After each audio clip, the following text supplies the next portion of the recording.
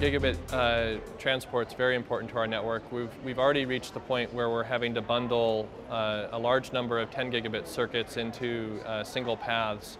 100 gigabit will allow us to actually continue to scale our network backbone into the demands that the customers are driving for the next few years. 100G transport's been a long time coming to the network. We at Light Reading and Heavy Reading have been tracking the progress of 100G actually since 2007.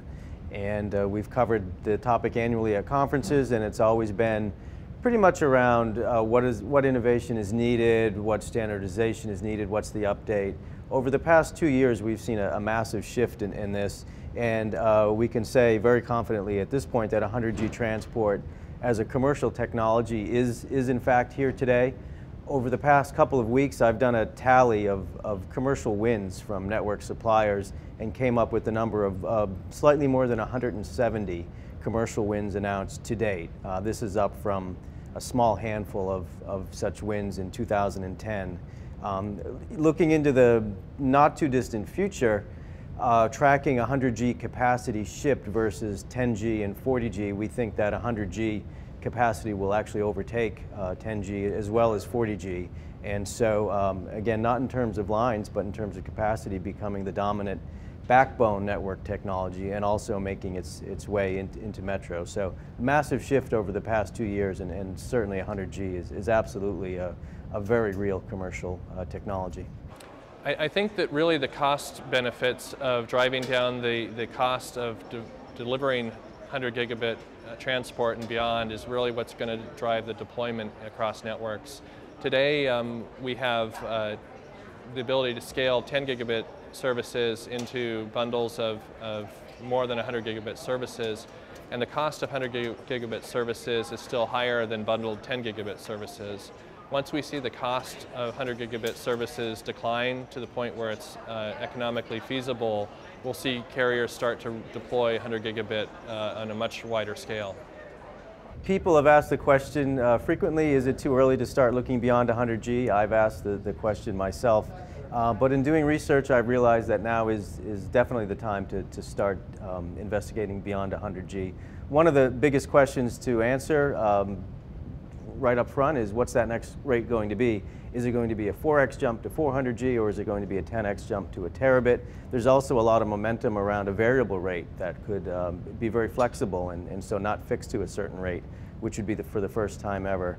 There's also a lot of technologies that came into play when we moved from 10G to 40 and 100G. They're also in play going forward. They're very sophisticated technologies, and a lot of innovation needs to continue along those fronts.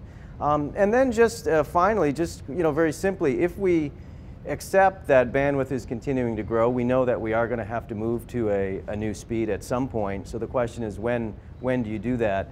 The standards work at 100G is complete. Suppliers can start moving their attention and R&D forward. So timing-wise, I think now is a very good time on the R&D level to investigate heavily beyond 100G. Our network will need terabit capacity in the next 8 to 10 years, given the growth rates that we've seen trying to move from 10 gigabit Ethernet to 100 gigabit Ethernet. Really what's driving the growth of that network that has continued is really the video distribution that's being done across the internet today. As more higher definitions and more streams of video are being distributed across the internet and more on-demand video, that growth will continue to drive bandwidth requirements.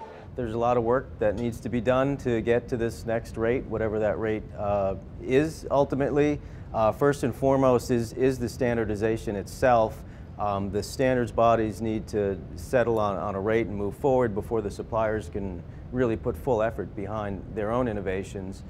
Some of that is dependent on what's developed on the client side as a standard. That puts the line side standards in motion, and then everybody can go forward.